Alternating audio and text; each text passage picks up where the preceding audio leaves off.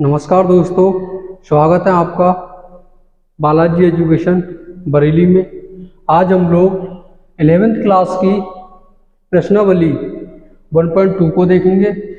और प्रश्नावली 1.2 को करने से पहले कुछ हमारे बेसिक कॉन्सेप्ट हैं जिन्हें हम समझेंगे। जैसे पहला कॉन्सेप्ट है हमारा कि रिक्त समुच्चय क्या होता है। एम्प्टी सेट एक समुच्चय जिसमें एक भी अवयव नहीं होता है, यानी कि कोई भी अवयव नहीं होता है। रिक्त समुच्चय या शून्य समुच्चय कहलाता है। रिक्त समुच्चय को हम क्या कहते हैं? शून्य समुच्चय भी कहते हैं। इसे हम फाई, इसे बोलते हैं हम लोग फाई।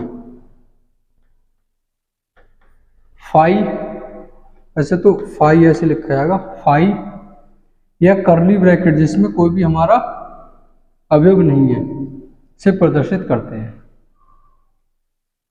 अब इसे एग्जाम्पल के द्वारा समझने का प्रयास करते हैं। माना ए सच दैट 1 के सेट ए है जिसमें क्या है? x such that 1 less than x less than 2। x एक प्राकृतिक संख्या है, यानी कि क्या है? x जो है एक प्राकृतिक संख्या है। प्राकृतिक संख्या नेचुरल नंबर आप सभी जानते हैं क्या होता है? 1 2 3 4 चलता रहता है आगे तक। ये सारे नंबर क्या है? हमारे नेचुरल नंबर हैं। इसमें क्या पूछा गया है कि जो x है वो 1 से बड़ा है, तो 1 से बड़ा यानी कि 2 हो गया। सेकंड कंडीशन है कि 2 से छोटा है। अब 2 से छोटा यानी कि यहाँ तो कोई एलिमेंट होता ही नहीं है, तो 1 और 2 के बीच में कोई भी हमारी प्राकृतिक संख्या नहीं होती है। तो ये क्या हो गया? हमारा रिक्त समुच्चय हो गया। क्या बोलेंगे इसे? रिक्त समुच्चय। रिक्त समुच्चय, इसमें हमारा कोई भी एलिमेंट नहीं होगा। ऐसे हम ऐसे लिख देंगे। सेकंड है हमारा, एक एग्जांपल और लेते हैं हम लोग। b equal to x such that x square equal to 4। x विषम संख्या है। अब विषम नंबर की बात की उन्होंने, आप सभी जानते हैं विषम क्या होता है? 1 3 5 1 3 5 7 9 ऐसे ही चलता रहता है। उन्होंने क्या है कि x स्क्वायर इक्वल टू 4, यानी एक्स स्क्वायर इक्वल टू 4 क्या होगा? जब x का मान क्या रख दें? हम 2 रख दें, कितना हो जाएगा? 4 इक्वल टू 4, यानी कि x का मान क्या रखना पड़ेगा हमें? 2। और 2 कैसी संख्या है? सम संख्या। हमसे यहाँ क्या कहा गया है? विषम संख्या। इसलिए ये क्या होगा? रिक्त समुच्चय, यानी कि कोई भी नंबर ऐसा होता ही नहीं है। रिक्त समुच्चय जिसे हम क्या लिखते हैं? फाई या करली ब्रैकेट। आई होप आप रिक्त समुच्चय को या एम्प्टी सेट जिसे बोलते हैं अच्छे से समझ गए होंगे। आगे बढ़ते हैं हम लोग। नेक्स्ट है हमारा परिमित समुच्चय, यानी कि फाइनाइट सेट। एक समुच्चय जो रिक्त है। रिक्त का मतलब तो आप समझ गए, यानी कि फाई होगा जिसमें कोई भी हमारा समुच्चय यानी कि अवयव नहीं होगा, अथवा ऐसा समुच्चय जिसमें अवयवों की संख्या निश्चित होती है। इस लाइन पे आप ध्यान दें, अवयवों की संख्या कैसी होती है? निश्चित होती है। अर्थात निश्चित का मतलब आप समझ गए होंगे, 5 होगी, 10 होगी, 20 होगी, 50 होगी, 100 होगी, 1000 होगी। एक काउंटेबल होगा जिसे हम गिन सकते हैं। ठीक, अगर एग्जाम्पल की बात कर लें कि कोई एक सेट दे दिया हमने, यहाँ लिखते हैं हम लोग, क्या लिखा कि x सच दैट x क्या है? सम, या फिर इसे लिखते हैं हम x सच दैट x 10 से छोटी सम संख्याओं का समुच्चय। आप समझ गए होंगे कि 10 से छोटी सम संख्याएं कौन कौन सी होती हैं हमारी? वही 2 होगी सम संख्या, 4 6 8। 10 से छोटी पूछा है, नहीं 10 से हम लेंगे नहीं, तो इसमें कितने नंबर आ गए 1 2 3 4, यानी कि जो फाइनाइट नंबर हैं इसके ये वो कितने हो गए 4, यानी कि जो फाइनाइट नंबर होते हैं जिसे हम गिन सकते हैं, काउंटेबल होते हैं, वो क्या कहलाते हैं, परिमित समुच्चय। या अगर इसका हम दूसरा कोई एग्जांपल ले लेना चाहें तो हम इसे ऐसे लिख सकते हैं कि अगर हम इसे लिखते हैं x सच दैट x, और x क्या है, सप्ताह के दिनों का समुच्चय।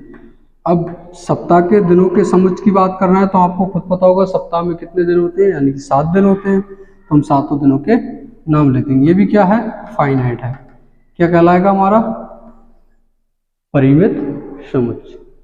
आगे बढ़ते हैं हम लोग और नेक्स्ट देखते हैं अपरिमित समुच्चय, जिसे हम क्या बोलते हैं, इनफाइनाइट सेट। अब फाइनाइट समुच्चय हम लोगों ने देखा, जस्ट उसका ही उल्टा है।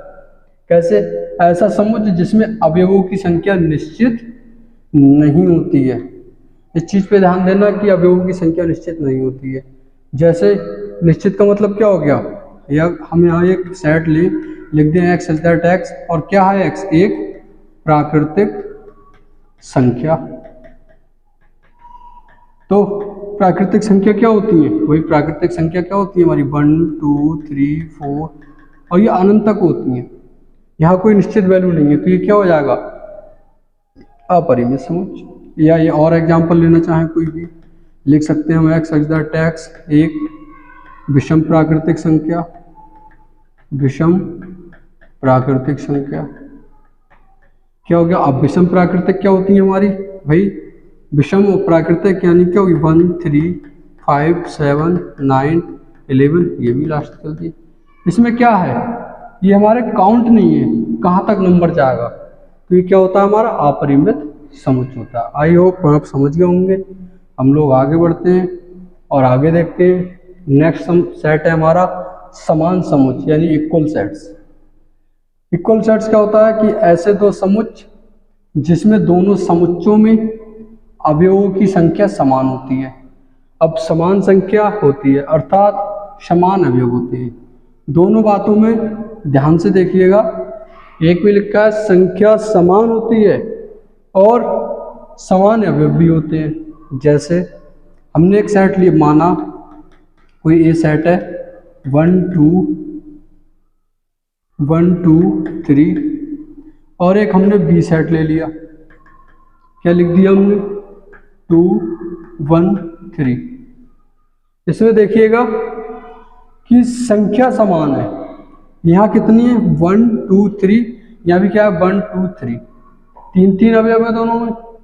और अगर समान अवयव की बात करें तो यहाँ 1 है, यहाँ पे क्या है 1, यहाँ भी 1 है, यहाँ 2 है, यहाँ भी 2 है, यहाँ 3 है, यहाँ भी 3 है। तो ये क्या हो गए, समान समुच्चय होगा। या हम और एक एग्जांपल लेना चाहें, दूसरा कोई एक सेट है ए जिसमें हमने लिख लिया ए बी सी और डी, और दूसरा सेट हम ले सकते हैं, क्या हमने लिख दिया कोई बी सेट है जिसमें बी डी ए और सी।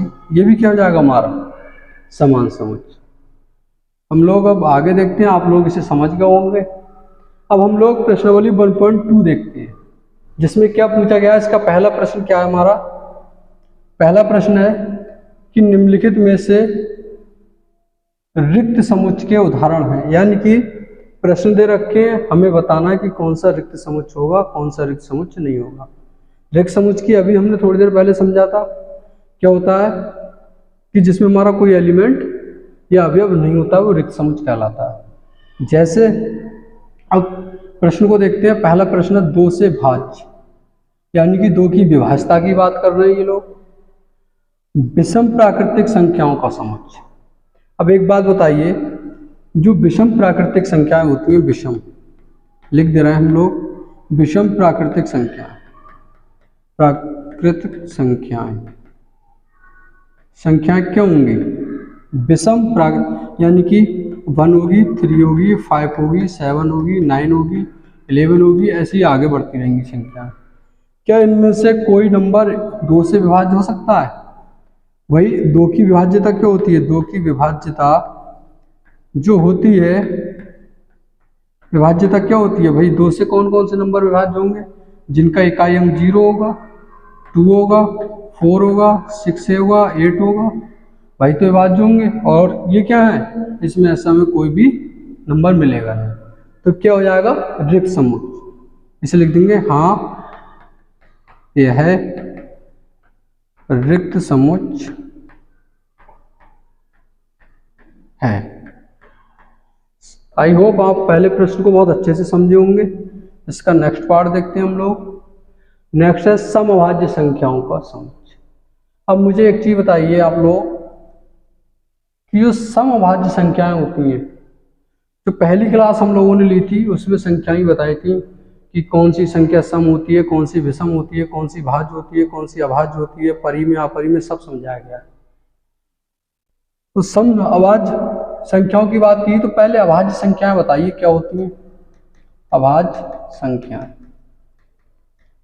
अभाज्य संख्याएं क्या होती हैं भाई? जो ऐसा कोई नंबर जो स्वयं से डिवाइड हो और एक से डिवाइड हो, इसके अलावा किसी अन्य नंबर से डिवाइड ना हो, यानी क्या होगा? वन होगा, वन नहीं होगा, टू होगा, टू होगा, थ्री होगा, 5, 7, 11, 13, ऐसे ही नंबर आगे चलते हैं। और प्रश्न में क्या कहा गया? समअभाज्य संख्या। तो समअभाज्य संख्या क्या होती है? दो। जब यहां दो समअभाज्य संख्या मिल गई तो ये क्या हो गया? रिक्त समुच्चय तो होगा नहीं, तो हम इसे लिख सकते हैं अतः यह है रिक्त समुच्चय नहीं होगा। इसका नेक्स्ट प्रश्न देखते हैं थर्ड कि x सच दैट x क्या है? एक प्राकृतिक संख्या। प्राकृतिक संख्या आप जानते ही हैं, 1 2 3 4 5 6 7 8 ये सारी क्या है? प्राकृतिक संख्या। एक कंडीशन दे रखी है कि x का मान 5 से छोटा है। 5 से छोटे का मतलब क्या हो गया? 1 होगा, 2 होगा, 3 होगा, 4 होगा। और साथ ही साथ x ग्रेटर देन 7 है, यानी x का मान 7 से बड़ा है। अगर 7 से बड़ा है इसकी बात कर लें तो क्या होगा? 7, 8, 9 आगे कोई नंबर चलते रहेंगे।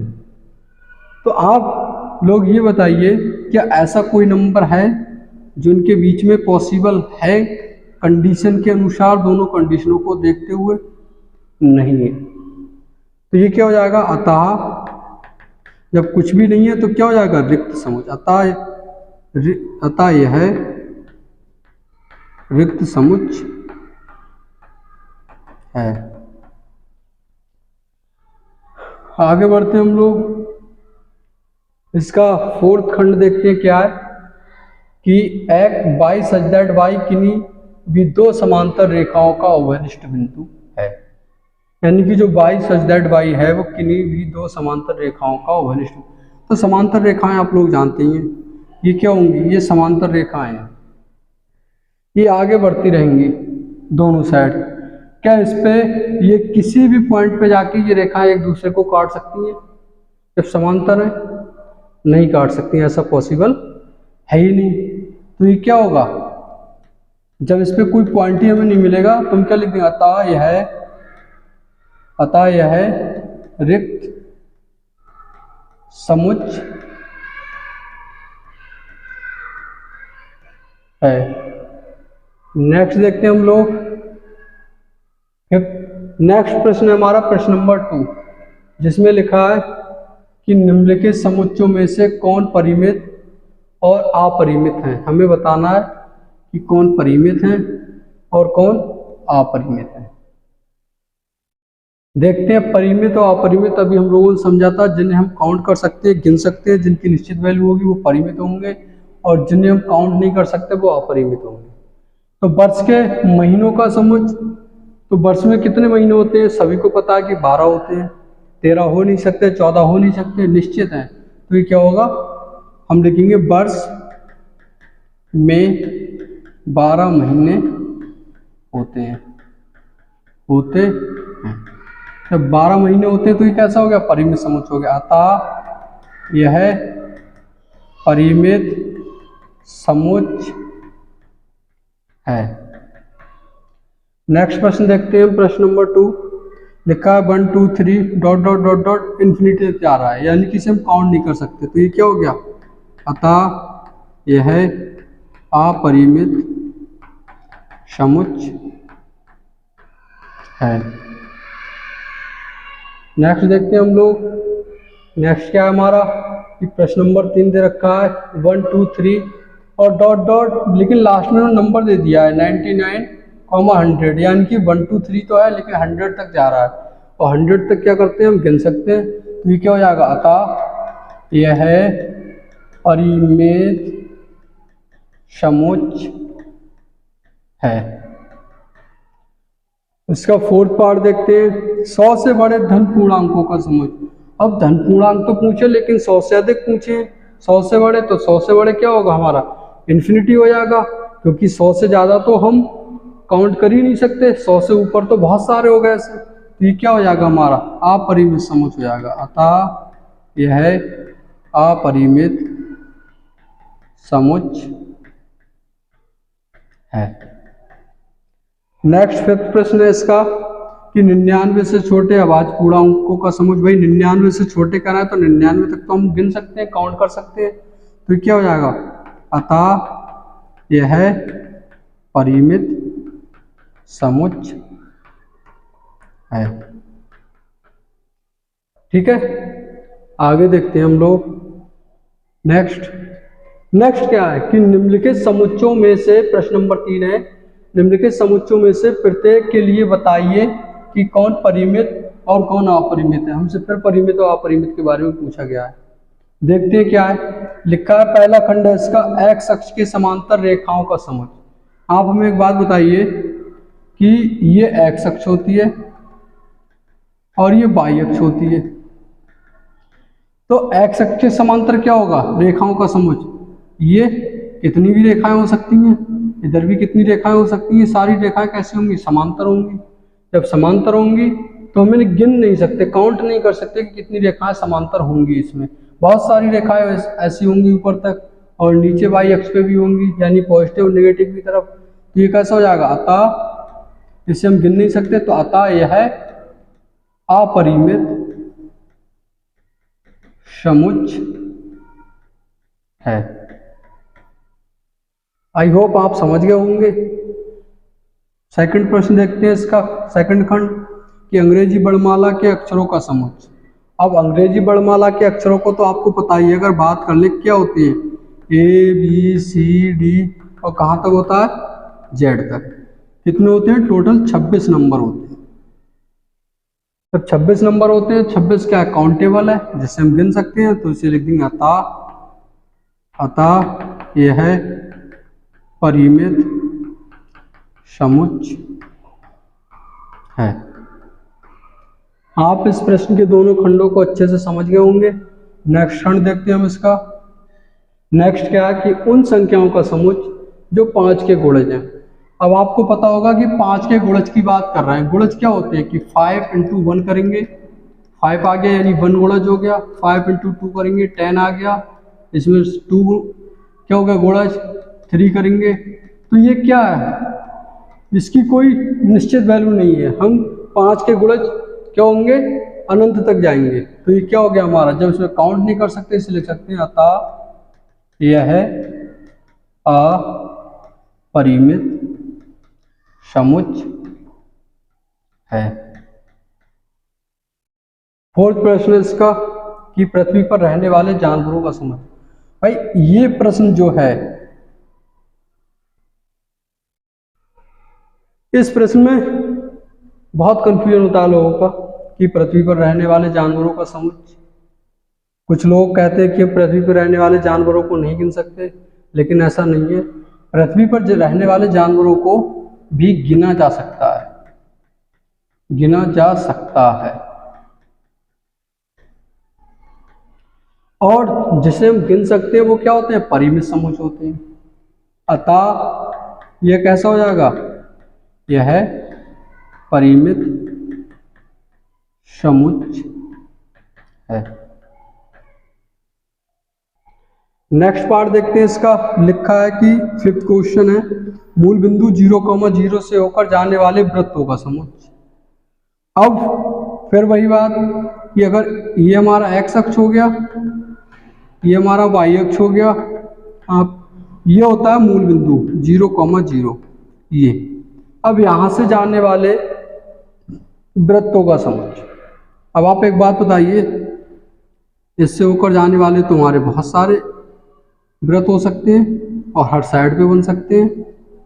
तो क्या हो गया, इनकी जो संख्या है, संख्या क्या होगी, निर्धारित नहीं होगी। जब संख्या निर्धारित नहीं होगी तो हम क्या लिखेंगे, अतः यह अपरिमित समुच्चय है। आई होप आप इन तीनों प्रश्नों को अच्छे से समझ गए होंगे। अब हम लोग फोर्थ प्रश्न देखते हैं कि फोर्थ प्रश्न हमारा क्या है। नेक्स्ट प्रश्न है हम लोगों का प्रश्न नंबर 4 कि निम्नलिखित में बतलाइए कि a बराबर b हैं अथवा नहीं। बस हमें इतना बताना है कि a b के बराबर है या नहीं। a में एलिमेंट देखते हैं क्या क्या दे रखे हैं। a में a b c d। b में एलिमेंट देखते हैं क्या है, d c b a। आप देखो दोनों में 4 एलिमेंट हैं। यहाँ a दे रखा है हमें, a है, यहाँ भी a है, यहाँ b है, यहाँ भी b है, यहाँ c है, यहाँ c है, यहाँ d है, यहाँ d है। कहने का तात्पर्य यह है कि जब बराबर के लिए क्या कंडीशन थी कि वही एलिमेंट दोनों में हो और उनके नंबर भी बराबर हो। तो ये क्या हो गया, a बराबर b। सेकंड प्रश्न देखते हैं हम लोग। सेकंड है कि a इक्वल टू 4 8 12 16, b दे रखा 8 4 16 18। अब 18 जो है वो a में है नहीं, तो ये क्या होगा, a not equal to b, ये बराबर नहीं होगा। दूसरा थर्ड प्रश्न देखते हैं। a के एलिमेंट है 2 4 6 8 10।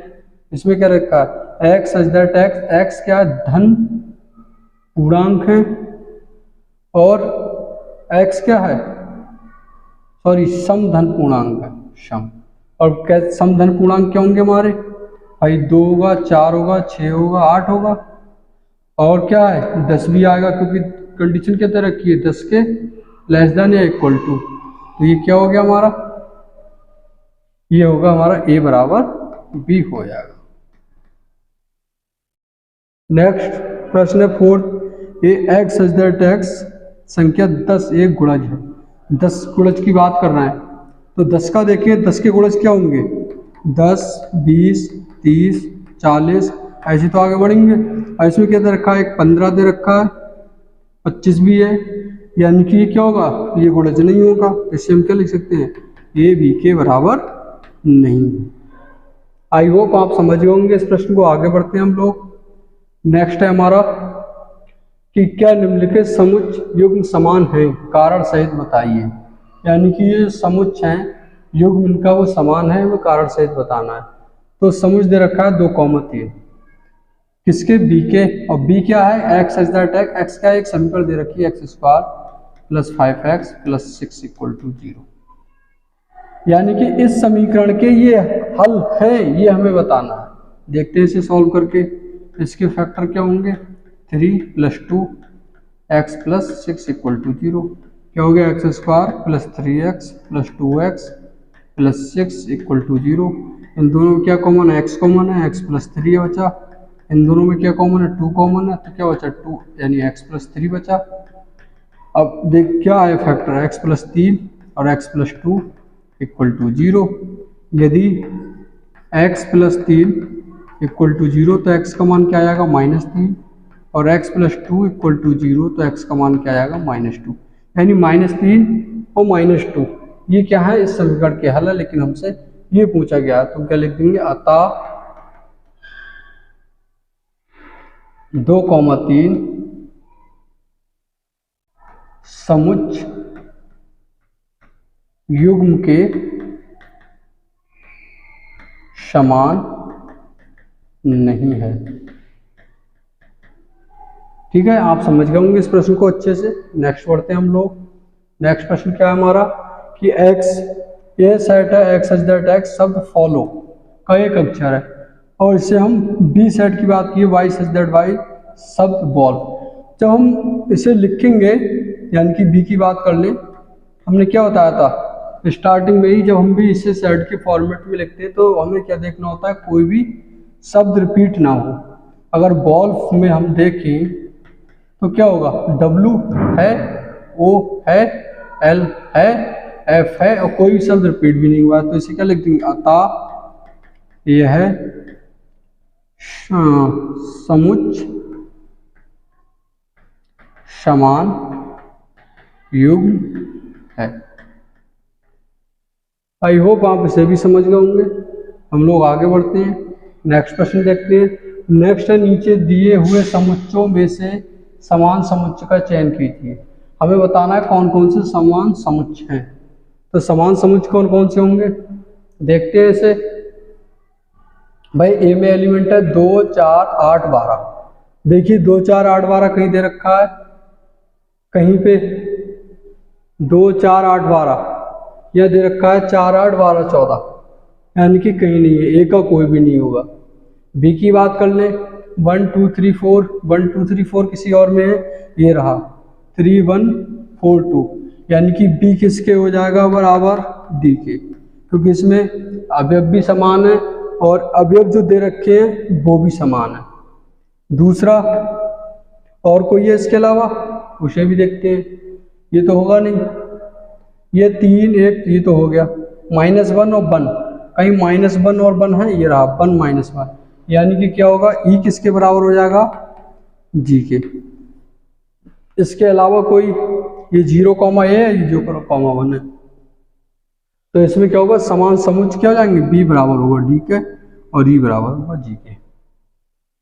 आई होप आपको ये प्रश्नावली समझ आई होगी, और यदि ये प्रश्नावली समझ आई है, वीडियो अच्छी लगी है, तो आप हमारी इस वीडियो को लाइक शेयर कमेंट करना ना भूलें, और हमारे चैनल बालाजी एजुकेशन बरेली को सब्सक्राइब करें।